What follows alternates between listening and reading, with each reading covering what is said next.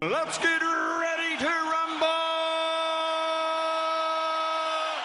Hello and welcome to Netflix vs. Cinema, the podcast that goes to the cinema when we're allowed to. Every week, sees things, rates them out of 5, watches things at home, rates them out of 5, and says, where has the money been better spent this week? My name is Tosin and I am your host, based up in the middle of the United Kingdom, somewhere near Birmingham, who at the moment is being allowed to actually host a podcast, and his co-host is just sitting down here quietly watching Ada Twist Scientist. More on that later. But joining me as usual on the Isle of Wight is Shaun Bollen. Hello.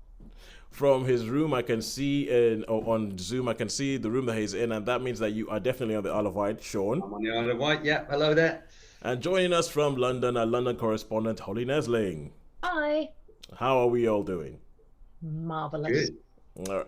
All right, cool. So this week, when we talk about what we've seen in the cinema, we know that there's definitely one thing, because we held this back for a week so we could all go see it and we could all have our say, and that is Guardians of the Galaxy Volume 3. Now, Shaun, you saw this last week. Holly, you saw it last week on the day it was released.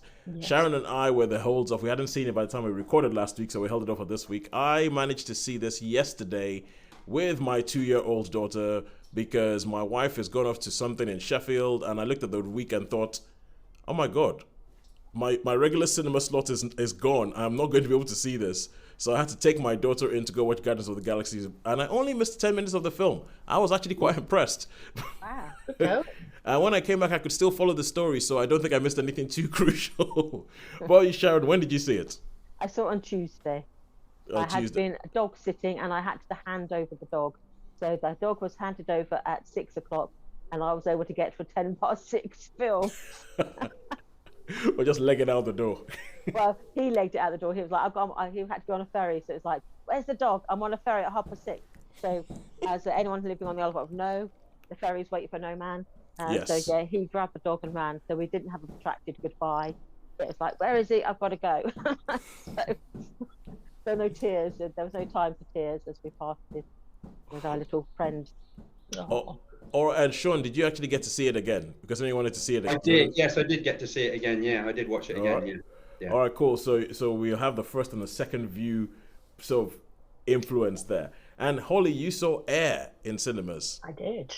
Yeah, one of those films I was like, ooh, I want to go see that, but I only have one film a week. So we'll go see. And at home, I saw Star Wars Vision. So we're going to do a bit of a space comparison. Guardians of the Galaxy Volume 3 versus Star Wars Visions. Shaun, you've been talking to us about, you've been stuck down some YouTube rabbit holes. Yeah, definitely. Yeah. Some good stuff on there. Yeah, because it's funny, you were talking just before we started recording, you were talking about how you can find all these old movies and the full thing is on YouTube. There's actually an app that I found on my Google Chromecast called Old Movies. And what it does is it just searches through YouTube and finds old movies that are fully on YouTube. So yeah, well, there's loads. There's like westerns. There's ones I've seen before, and there's quite a lot of foreign stuff on there. You know, like which I quite like. I know it's not everybody cups of tea, but you know, it's some really interesting stuff, or stuff that I find interesting. Yep. We will hear about that. You said you saw Girl from Hanoi, which you said is a North Vietnamese movie. Vietnamese film shot during the bombings in Hanoi, so it takes place amongst all the rubble. Filmed by Vietnamese people. Oh wow, brilliant! Vietnamese film, yeah. And I mean, it's actually shot in Hanoi, and so it's a bit like reminds me of like seeing the the British. When the British did the Blitz and all that, and anyway, I'll tell you all about it when we talk about it. We'll get to that. We will get to that. But first of all, let us kick off with Guardians of the Galaxy Volume 3. Sharon, would you like to take this off and tell us about Guardians of the Galaxy Volume 3? What are we dealing with this time? Timeline-wise, it's part of the Marvel Cinematic Universe, and the Guardians have been in a little bit of a slump. They've had the whole thing with Thanos, where they were left a bit reeling from that. Then we met them again briefly at the Christmas special, where they were still trying to cheer up Peter by kidnapping Kevin Bacon, which managed to succeed. And they identified at that point that Peter and Mantis were actually related. They are half brother and half sister. Yep. And now they are in a place called Nowhere, which is the head of this giant space Celestial. god thing, a celestial, and so they actually, that is their like space station. They get their universes sort of end up there, and they're like using that as their headquarters. And we sort of meet them. Yeah, well, Peter's still in a bit of a slump, and all the others are like trying to do their best to sort of keep things together without Gamora, the Gamora that they knew. And so this is sort of where they are. They're not, you know, in the best of places. And then everything starts kicking off. There's this mad scientist who I forget his name. The High Evolutionary. High Evolutionary, who has been tinkering around with species and with life forms for decades, and he was the evil genius behind Rocket Raccoon. And there's something special about Rocket, and this guy decided that he wants Rocket back, and he is going to do anything in his power to get Rocket back. And things happen in the attempt to recapture Rocket. He gets injured, and in order to save him, they have to then go into the heart of this mad scientist's lair to see if they can find the key to saving his life. And so the film is about this quest to save Rocket and sort of beat the evil genius. And also we see the backstory of how Rocket became this unique and remarkable little chap that he is.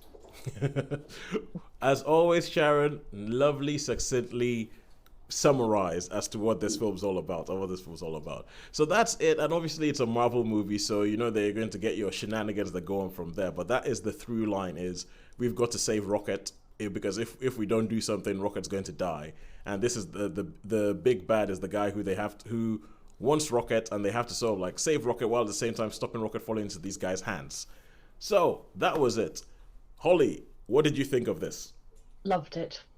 Absolutely loved it. Unsurprisingly, there was laughter, there were tears, there was outright sobbing from somebody sitting next to us in the cinema. Proper loud crying. Yeah, I thought it was great fun, and actually quite a lot better than I expected. As I wanted to see it, but I was probably a little bit more on the fence about it than I'd expected to be, because I'd had mixed views of 2. Oh, Guardians of the Galaxy Volume 2. Yeah, I'd still liked it, but it wasn't my favourite Marvel film. Yeah. So yeah, I thought it was good fun. Yeah, I think that the Guardians is a very specific tone, even within Marvel stuff. Guardians, I mean, the fact is that because they've done this whole thing where every Guardians movie has started off with a song, and it started off with the whole sequence set to a song. So the first one was Come and Get Your Love. The second one was Mr. Blue Sky. And then this one, I mean, the fact that, because obviously after a while, Marvel can also feel a bit samey. We're being given the same thing over and over again. But when a film starts with a computer-generated raccoon walking around listening to Radiohead's Creep, you know, okay, straight away you're like, okay, yeah. Now I remember why the Guardians are different. Now we're in different territory.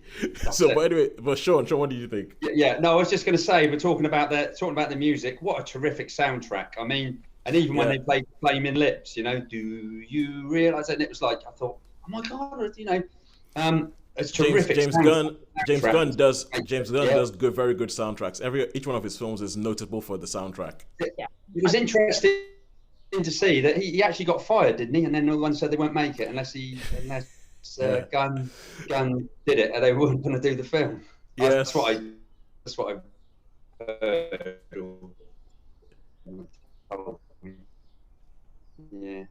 Yeah. Sure. That is actually what happened. That's what happened. So there was a problem with James Gunn where they found some old tweets that he wrote, and so some people kicked off about it, and then James Gunn got fired, but there was an opera and he got rehired to do Guardians of the Galaxy Volume 3. But it is the final thing that he's going to be doing for Marvel, because he's now going to be the head of DC and everything that they're doing over at DC. Can you guys still hear me? We've got the Flash coming out soon. Yes. We got the Flash. The Flash looks interesting. Does look interesting. All right. Okay. So anyway, I'm not sure how much of that you guys got because I think my connection was going down a bit again. I can only apologize. So Shaun, what else did you think of Guardians of the Galaxy Volume 3? Okay, yeah, I mean, well, I saw this twice, so that must speak very highly of it. Yeah, I have to say, I agree with Holly. I mean, I'm not. It's funny lately. I mean, I've never really been emotional in films, but lately, I don't know why I don't know what it is. But I've got quoted. It was a Whitney film, and Oh yes, I I remember was that. with somebody, and no, when they're singing the national anthem brought tears to my eyes, and in this, I actually welled up a couple of times, and having seen it twice, when I watched it the second time, I'm really pleased I did, because I saw a lot of like little bits of extra stuff that I probably missed before. So yeah, no, terrific movie. Really enjoyed it. And I thought the actual CGI, because I'm assuming those animals were CGI, was Yes. good. Really, I was impressed. Pardon? Statistically speaking, probably. Yeah. But It's also the fact that Disney have also committed to not having live animals in their films anymore, because they think it's cruel to have animals on set and make them go through all that stuff. So every time you see a film that is involved with Disney and you see an animal in it, the animal is not actually there. The animal is a CG creation. I believe that the American Humane Society was still involved, though, because we have a weird hobby of looking at the end of the film to see if they've been involved. Yeah. I cannot explain I why. think the only one I think was probably not CGI was Cosmo the space dog. Cosmo the space dog, I think was probably I an liked actual dog. Cosmo as well. I thought I really liked Cosmo. What a great character. And I quite like some of the Reavers as well. I like some of the Reavers. Well, yeah, I think because that's the thing. Because for me, I think that Guardians of the Galaxy, it seems to exist in its own little world where it is not as linked to a lot of the other Marvel stuff as some other things might be. So, for instance, we saw Ant-Man and the Wasp, which I really quite like Ant-Man and the Wasp. But it did have that whole thing where you could feel that it was trying to set things up that are going to come in the future. And this film was notable because it felt very much like they weren't trying to set anything up whatsoever. No, I was just about to say that. It was like sort of almost closure, wasn't it? It was almost Yeah, like, okay, it was like Guardians this is about the Guardians. We don't care about anything else. I mean, there are a couple of quibbles that I have because I always thought it was weird that I'm like, why is Gamora still around? It doesn't make any sense that Gamora is still around, and they even mention that in the film. It's like they know it, and I think it's an effect of how big Marvel has become, and then you have all these different filmmakers, and they want to tell this story, and so they go and they say, we want to do Endgame, and this is what's going to happen in Endgame, and James Gunn is like, I don't like that, I want to do the Marvels, and I still have stuff I want to do with that character, so he brings that character back in, and they find some way to make it work, and but the thing is, James Gunn has always come from a point of view of he just loves these characters and he loves the interplay between these characters. And I think he's got it so finely balanced that the characters, it's like a workplace, because there's a lot of times when Guardians feels like a workplace sitcom. Because it's like you have all these characters that just sort of balance and they bounce off each other and everything like that, and you're like, yeah, that's what they would do. That is what Drax would do. That's what Nebula would do. I was going to say, I really warmed to Drax in this one. I've always thought he was sort of I mean, he's there, but he was never in this one. He was quite prominent in a lot of ways, really, which I quite like. Yeah, I think they did a good job of making sure that they all kind of had something to do. I mean, I think Groot was his usual lovable self, but even I felt like it was upped a little bit. Obviously, this is mainly Rocket's story. Even though Rocket's out for it, I thought Adam Warlock, and I think the people who they add, so Will Poulter as Adam Warlock, it was hilarious. He was hilarious. Where he was like, oh, I'm not sure I like the way that made me feel. Yeah. And is that like a wombat thing he had? I can't quite work out what his little thing was. Oh, yeah. It's wombat thing. It's a new thing. They've brought out some new thing. But I have to think. But one of the things that James Gunn seems to be quite skilled with is making you care about CGI characters. Like I remember in the first Guardians movie, there's a bit with Groot that probably had most people crying, where like some of the last words Groot says in the film. And you're kind of thinking, oh my God, Groot and Rocket. And then when you think about it, you're thinking, hang on a second. that's a tree and a raccoon that are not actually there, but he's made an emotional connection enough. And with this, there's a whole bit, like in Rocket's backstory. I thought Rocket's backstory was actually really affecting. Yes. It was so affecting. And I was just kind of like, dang, he's doing it again. He's making you care. And you can see how much he cares for these characters. And so he translates that to you. Although, one thing I have to say, just before we move on, or before I let someone else wrap us up, before we move on, I was watching this, and I was thinking that The Guardians, as a franchise, as a mini franchise between the MCU, has a lot of similarities with a franchise that, Shaun, you hate. As in Fast and Furious, are we talking? No? Yes, we're talking that, because you have this misfit group of people. Everything's about family. They have this theme of bad guys becoming good guys, which happens throughout Guardians. If you think about it, in almost every Guardians movie, there's a bad guy who ends up becoming a good guy. and I was like, hang on. This is like a better made Fast and Furious movie, which, weirdly enough, seeing as the Fast and the Furious is supposed to be set in our world, Guardians of the Galaxy seems to have more of a regard for physics than Guardians of Fast and Furious does. For me, I mean, the difference being is that I think, I mean, it's just me thinks this, and people say no, it's not. But I think Fast and Furious tries to think of it as being serious, whereas Guardians of the Galaxy is in a total different universe with loads of stuff that we don't really know what's going on. And I shan't even bother going to see that Fast X or whatever it's called. Shaun, I'm gonna be honest with you. I'm seeing the trailers for Fast X, and this is the first Fast movie that I'm thinking, I don't think I can be bothered recently, because Fast and Furious 9 was a stinking pile of, I've got a child here, so fill in the blank. It was a stinking pile. It was an insult to every intelligence ever. But anyway, but back to Guardians of the Galaxy Volume 3. So I think we all really liked it. How many stars would you give this? For me,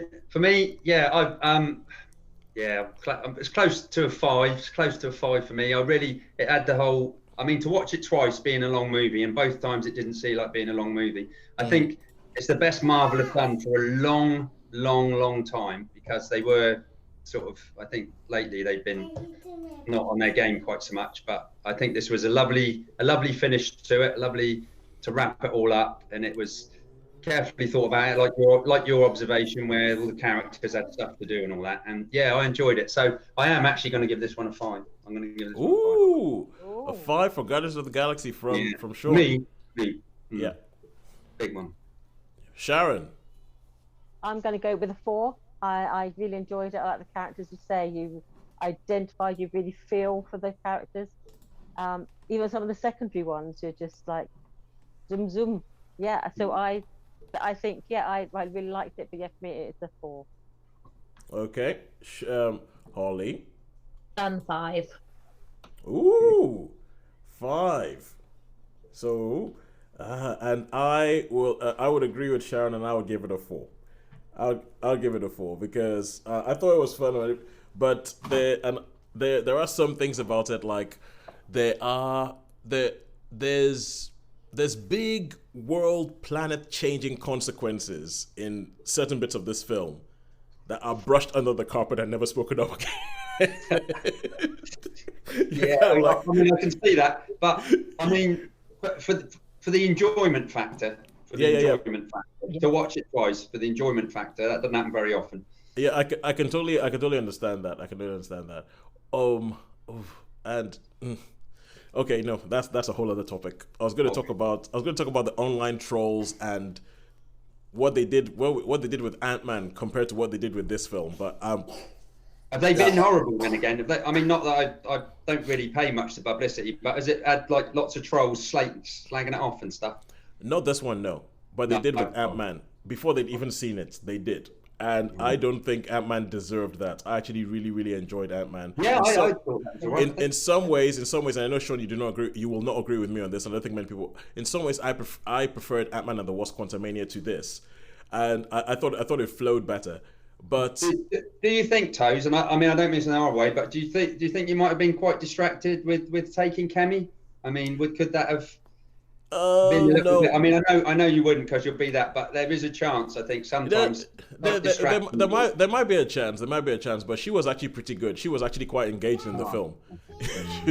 she was actually engaged in the film. So it was only she only asked to use the toilet once before the end credits. Yeah. So it's but there was this whole thing where they seem to have decided. They've decided that we're gonna like this before it even comes out, or we're gonna hate this before it even comes out. And I think because of James Gunn, oh no, everyone is frozen again on my screen. Yeah, wait. Yeah, because of James Gunn, I think because he's going over to DC as well, I think a lot of the DC fans are kind of like, yeah, we're gonna like this as James Gunn, and they decided they were gonna hate Ant-Man. But anyway, never mind. We move over to Disney Plus, and we're gonna talk about Star Wars Visions. This is another part of Star Wars' ever expanding group of films and TV shows and all that kind of stuff. But although, Shaun, I'm going to give you the headline for this. The headline for this that I think you will like is, this seems like, oh, thank you, Kemi. This seems to be like the perfect marriage between Star Wars and Love, Death, and Robots. Ooh, so intrigued already. Oh my goodness. So this is like Star Wars given the Love, Death, and Robots treatment. So what they did is that Lucasfilm, there's 2 seasons of this so far. They went around the world. The first one, they went to Japan, and they went to a whole bunch of Japanese animation houses, and they just sort of said, we're commissioning you to do a 15-minute short, do whatever you want about Star Wars. You can use whatever characters, you can do it. And so you have these 9 stories, but all done in anime style of, imagine there's even bits where it's like they've merged Star Wars with feudal Japan, and then you have like, the Jedi almost like Ronin, and like the Sith coming in and everything, and they have all these stories that sort of follow the different things, and you have this massive lightsaber duels and all, and that's cool, and it's really good. So, but everything in the first one was anime, was all Japanese animation houses. The second season, they've gone worldwide, and there is now a Star Wars animated short done by Aardman, the guys who did Wallace and Gromit. Oh yeah. And to give you an idea of what this kind of thing is about, the title of the Aardman episode is "I Am Your Mother."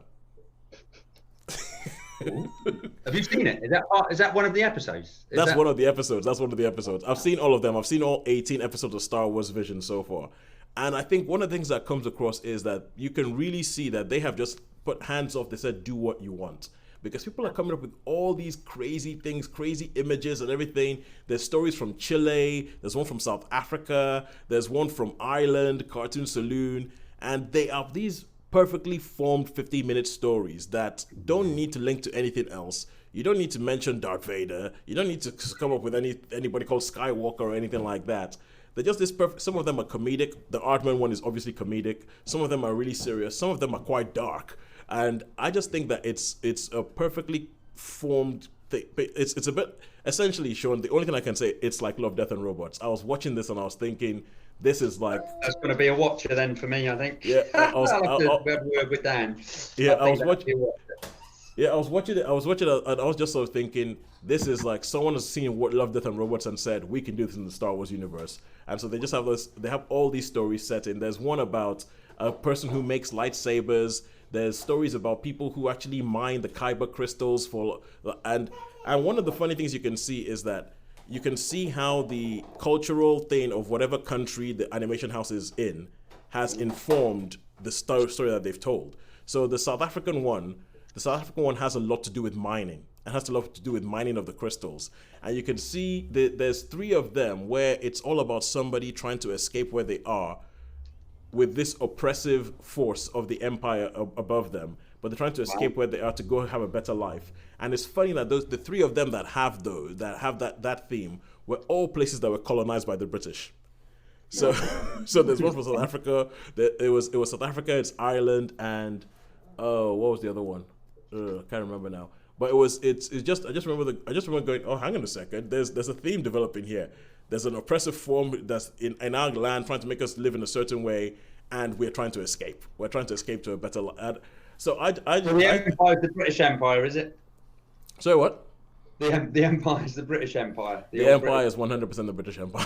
Yeah. The Empire is 100% the British Yeah, Empire. it sounds intriguing. I shall definitely make a point of that one. Yeah, yeah. I think that it goes up and down. So I think some you would like more than you would like others. Ooh, there is one that's done by a French, it's done by a French animation house called The Spy Dancer, and that is beautifully animated, as you would expect.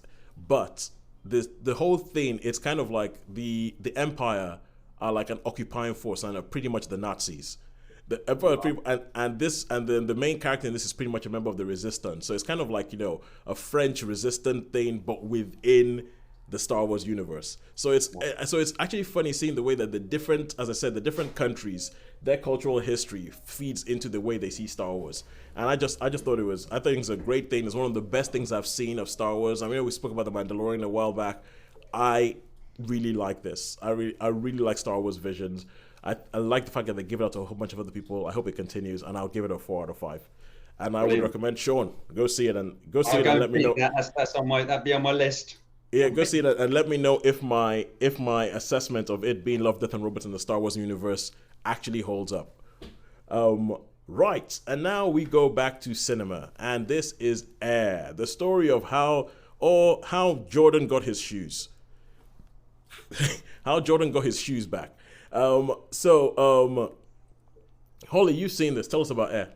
So, as you said, it is the making of Michael Jordan, arguably, but also the making of Nike. So the fundamental principles of it are shoe companies are constantly looking for players to sponsor who will wear their shoes, their brands, be it Nike, Reebok, whatever, and they are therefore, constantly on a quest to find the right players that they want to align with.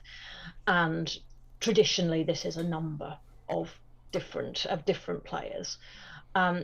Nike's in a slump, and as I say, this is a real story. So Nike was in a slump. They weren't doing well. Their sales weren't great. They were losing out significantly to the competition, and one of their lead recruiter, played by Matt Damon,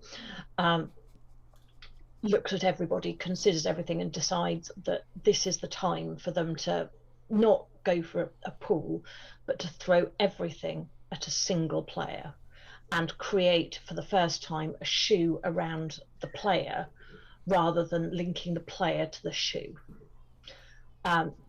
As people are aware, this ultimately worked out. I don't think there's any secret to that. So you'd got Matt Damon being good. You'd got Ben Affleck playing the president of the company, and Phil Knight. Thank you. And he and Matt Damon's character, which his name I can never remember because I'm thoroughly disinterested in names, go back a long, long way. And a good proportion of it is the interactions with Viola Davis, who plays Mum. Yeah, Michael Jordan's mum. Yeah. And it's a very, very enjoyable film. I found interesting. I particularly liked a feature that you never saw Michael Jordan's face. At any point in the film. He was there, but he wasn't speaking, and you just saw the back of him. So there was no attempt to try to replicate who he is. Until, as is obligatory in credits, you saw actual him. Yeah. Which I thought was a really effective technique, in that you weren't expected to try to shape your expectations or going, that's not the way he speaks, that's not the way he walks. Yeah, I saw him exactly. in Game 7 in Utah, and that's not the way he moved. So the only points where you see him are when you see, other than as a back of a figure, is when you see him. Oh yeah, like archive footage of him playing basketball, exactly. Or something. Yeah. Where you get the feel for what's going on, and it really does. It was. I'm not a basketball fan, but I found it really impressive and really interesting because it's not something I know anything about. So I don't know if that would make it more or less appealing to somebody who is a massive basketball fan. in terms of sort of learning. But yeah, I thoroughly enjoyed it, and yeah, left with a smile. Oh, that's good. There's one thing actually. What sort of era was Michael Jordan prolific? Was it like late 80s, early 90s? Was that when?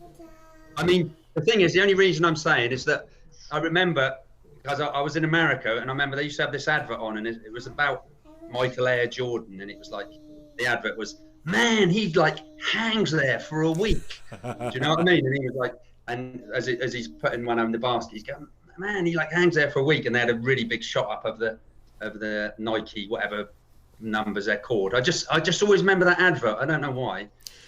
I think this film is set in the late 80s because late 80s. I was going to say, because I think 89 time. Yeah, because they actually sold this shoe and they got Michael Jordan on board before people really knew who Michael Jordan was. Yeah. They got it when he was while he was still a rookie, coming out of university, going into the NBA. So, but then this continued with him throughout his career, and that's why the Air Jordan. I think that's why the film's called Air. The Air Jordan became a thing. And it's funny that I remember that advert now, and it's funny how that sticks in my mind. Yeah. Man, he like hangs there for a week. I always remember that. There were a lot there. I mean, Nike had a lot of iconic adverts with Michael Jordan, like directed by Spike Lee and stuff like that, and all that. So it was all that. So with this with Air, it's kind of like, because this is a weird thing. It's a biopic, but it's not a biopic of a person. It's kind of the biopic of a shoe or the biopic of a company, so to say. What did you think? How did it work? I really enjoyed it. I thought that's exactly it. It is the biopic of a shoe, ultimately, with the company as sort of a supporting character to the shoe. Really enjoyed it. Will absolutely, as is traditional, I will watch it again, because as we know, there's nothing I won't again. But I will really enjoy. I'm really looking forward already to watching it again. That will be as soon as it's up on. I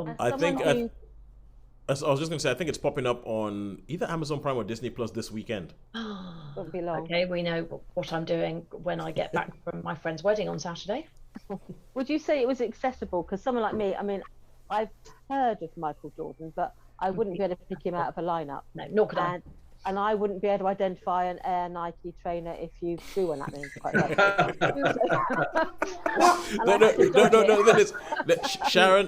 Sharon, they make it very easy for you. It's emblazoned all over the shoe. I recognise him. Even though it's completely outside of sort of anything I would recognise. Yep. Would you still say it's accessible for the completely non-initiated in the world of basketball and trainers? Yes, because that is also me. Cool. I would not be able to pick him out in a lineup.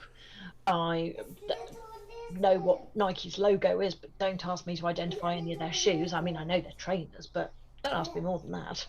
They're definitely accessible. Oh, good. That's encouraging, because I see these films and I think, I don't know. So I tend to. 80 for Brady. Exactly. I'm like, huh? So yeah, I think you'd enjoy it. Oh, that's good. That's good to know. Thank you. Yeah, I think it's a film that seems to be a lot of people talking. A lot of people talking in rooms or on the phone, and it's funny because you're talking about Matt Damon's character, and I keep thinking his name is Shelby, because that was the name of his character in Ford versus Ferrari. Yeah. And in my head, this is a very similar character. Yeah. But I know the name of the Nike guy was not Shelby, but I just keep thinking Shelby. All right, so how many stars would we give Air? 4. 4? Ooh, good Lord, this is a good week. It's a good week. So 4 stars for Air. 4 stars for Air. And now we go over to the final film that we're going to talk about this week. And as you might hear, there's somebody asking for water, so I'm going to go away. While Shaun, tell us about your YouTube rabbit hole and watching The Girl from Hanoi. Okay, so I will go away and I will be back. Okay. So I'm really interested in like the Vietnam War movies. I mean, I've always been interested in Vietnam, probably because I was an age when it was on TV and it really sticks in my mind. It used to be on the news. Now this film, which I found, is a North Vietnamese film, and it was filmed in 1974, just at the peak of Nixon's bombing, around about 72. Just remind us, Shawnee, are the North Vietnamese, are they the good guys or the bad guys in this? They're the good guys. It's a North Vietnamese film, so it is. It's actually North Vietnamese. You know, it's not. This is like, I've never seen a North Vietnamese film before in my life. This is the first one I've seen, and I mean, it's a black and white one, and obviously there's not a lot of money. So basically, the story is this little girl, this busload of school students come up, and this little girl's looking for her dad in this bombed out city of Hanoi, which was actually shot in the city that had just been bombed by the Americans. So, you know, you've got all this rubble and you've got all this thing. And she meets this soldier who's part of the missile group. And basically that's how she tells her story. So she sat in this truck and they're trying to find her dad. And the sort of story, and it flashes back to like when they were just like at school. So there was at the school teachers, and they're learning, you know, and so you get all these little flashbacks as well where she's looking, and all the while all this you see all the it's a bit like the Blitz do you know what I mean? And so it was actually shot, that's what I find fascinating. It was actually shot while the peace talks were still in motion, sort of thing. And yeah, it's just so left field. It sort of come out of nowhere. It was you've even got some captured like American prisoners in it, because she actually goes to her home and the streets all bombed out and that, and she's walking around, and you get flashbacks of what life was like before the war, and they're just like normal people. And it's not really, the thing is, I thought this was going to be a real super propaganda movie, but it's not really. You know, I was expecting it to be, you know, like with the Chinese movies and stuff, it's all like you know, really political and all that. And this anti-Japanese that way. and stuff. Yeah, this wasn't that way. I mean, there was a little bit of propaganda, maybe with like when the bombers were coming over, but it shows that we always think of the North Vietnamese as always from all the movies, you know, of like in the pith helmets and not having a life, if you know what I mean. It's almost like with a lot of conflicts, it's not, do you know what I mean? You never think that there's other people, they have a life, they're children, they go to school, they've got families, and as I say, it was terrifically well done. So, you know, the whole story, and I really love the idea of her telling the story to the soldier, so you could actually go back and do the flashbacks and, you know, see the schools and the homes and what they did. And they're just like us, you know what I mean? There's like, you've got your dad and your mum and your sisters and all that, and you play the music. And there's a really poignant scene where she's sort of playing a violin while the bombing's going on. I think they keep showing these missiles on trucks, big missiles on trucks. Well, you don't think they had that. I'm pretty sure they were the same ones that they just showed at different times throughout the movies, but you see these like missiles driving by on trucks, probably the same ones, at different parts in the movies. But yeah, totally different, totally brilliant to see it from a North Vietnamese perspective, and not really gung-ho propaganda. It was just the story of this girl trying to find her dad and what life was like in the war. And yeah, and she was brilliant. The little actress was absolutely phenomenal. So yeah, I know I probably missed this, but how old is she? I would say she's round about sort of maybe 10, 12, something like that. Oh, wow. Perhaps a bit younger. So Oh, wow. she's yeah, I would say around about 10ish, maybe 10, 11, something like that. But it's just, I thought it was so well done how she's telling the soldier the story of, do you know what I mean? It was a way to go back and like see a good framework. Yeah, really good framework. Yeah, so I mean, probably not everybody's cup of tea. So being black and white, and yeah, and I guess it's subtitled. Subtitles. But for me, I mean, it's something that I like these type of films, you know.